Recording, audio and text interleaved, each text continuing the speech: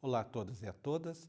Hoje vamos conversar sobre a área do transtorno do aspecto autista.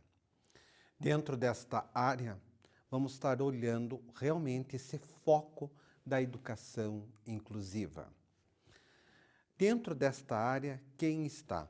Aqueles estudantes que apresentam alterações qualitativas das interações sociais recíprocas e na comunicação. Um repertório de interesses e atividades restrito, estereotipado e repetitivo, que dificultam o acompanhamento das atividades curriculares. Então, esse conceito foi colocado a nós pelo MEC em 2018.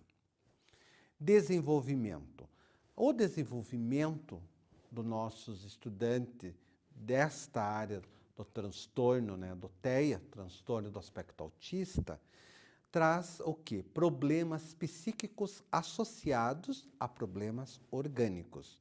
Temos problemas psíquicos na ausência de lesões orgânicas. Ao nascer uma criança com alterações orgânicas, o contraste entre o filho desejado e o que acaba de nascer pode afetar radicalmente a função materna. Ou seja, pesquisas comprovam que um estudante, uma criança desta área se desenvolve melhor quando realmente a mãe, o pai principalmente, o casal passa-se pelo chamado luto materno-paterno.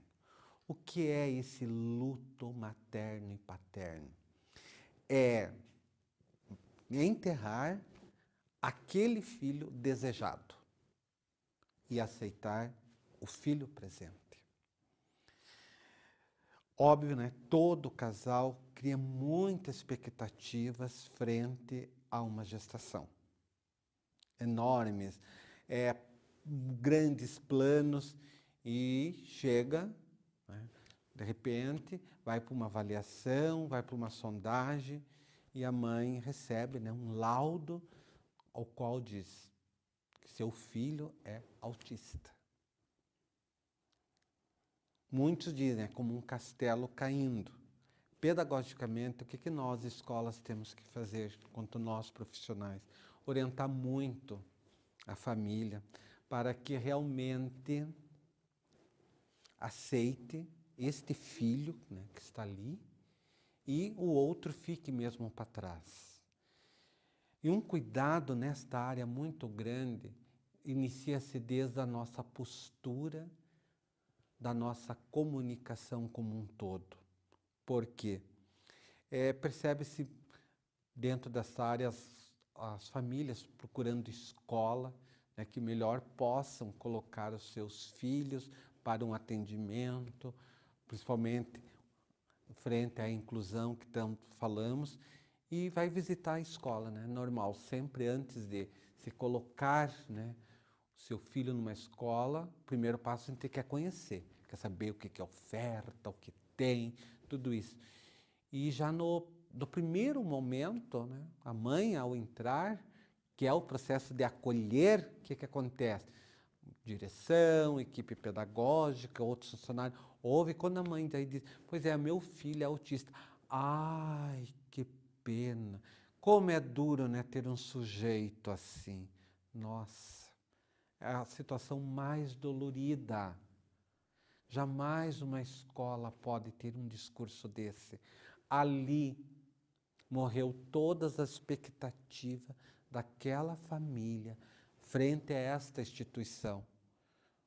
Ele nem chegou ainda, eu já disse, eu já rotulei, Nossa, ter um sujeito desse é muito difícil, Mas você tem a fé que ele vai conseguir, você vai encaminhar.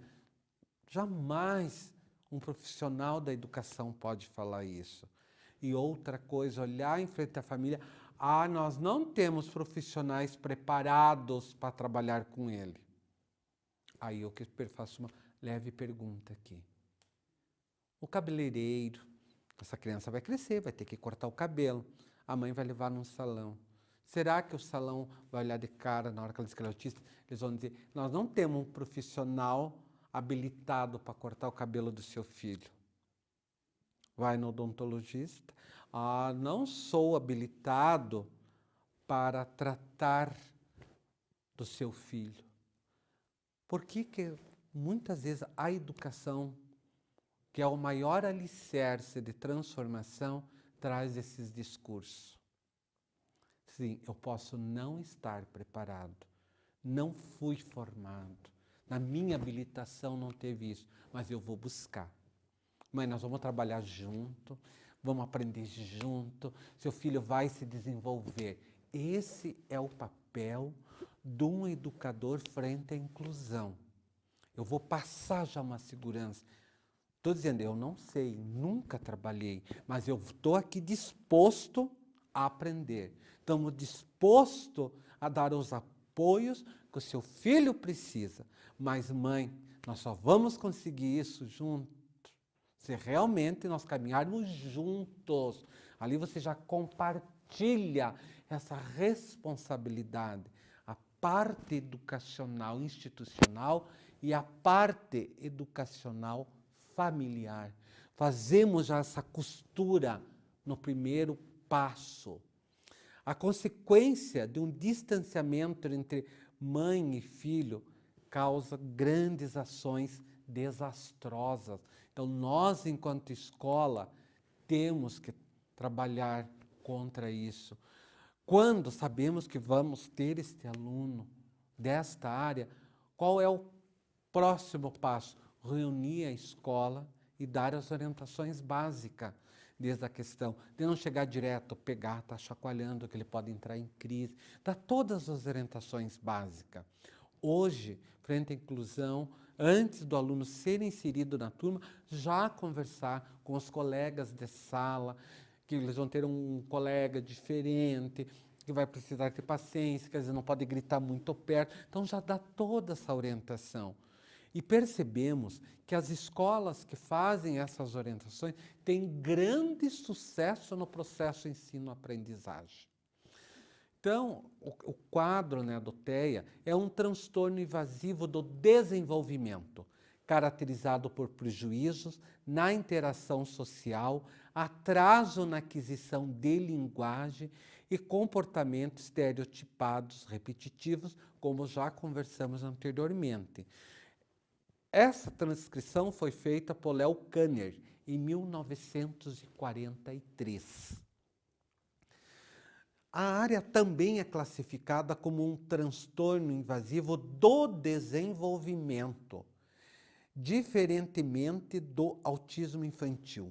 A criança ou adolescente pode apresentar desenvolvimento cognitivo e intelectual normal e não apresentar atraso na aquisição da linguagem. Descrita pela primeira vez em 1944, pelo médico austríaco Hans Asperger, que descreveu crianças com déficit na socialização, por interesse circunscrito, déficit de linguagem na comunicação, que ainda vamos poder encontrar alguns laudos clínicos com síndrome de Asperger. Então, a síndrome de Asperger, o que está afetado diretamente é um déficit na socialização. E alguns podem ter esse déficit na linguagem frente à comunicação. Caracteriza-se também pela distorção do senso de realidade, uma inadequação e falta de harmonia entre o pensamento e a afetividade. Então, é este caminho, essa ponte que está quebrada, é esta ponte que vamos ter que ajudar a ser reconstruída.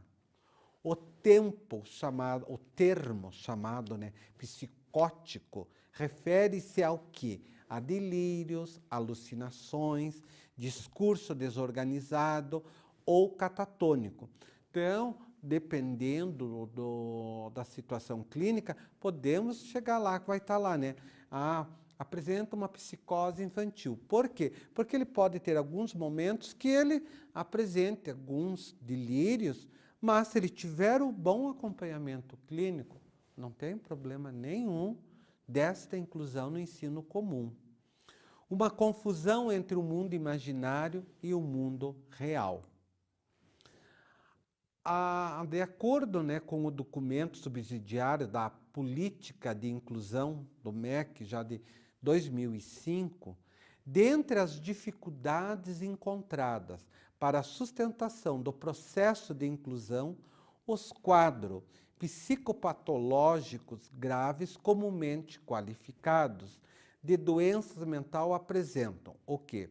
Problema conceitual, dificuldade diagnóstica associada às implicações emocionais que eles acarretam na relação com professor e colegas.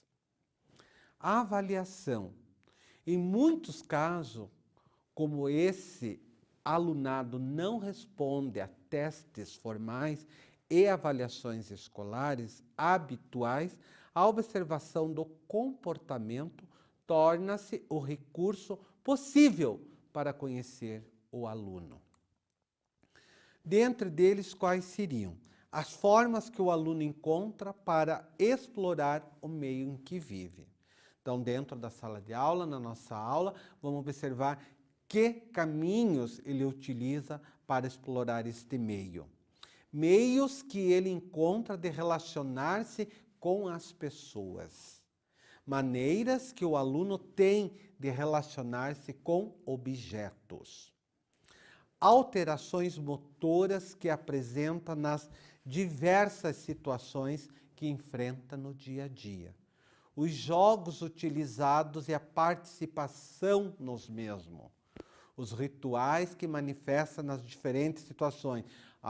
Está com a mochila, mas ele não larga a mochila. Vai para o recreio, tem que estar com a mochila pendurada. Então, você vai trabalhando gradativamente até ele ter a confiança de deixar a mochila dele na sala.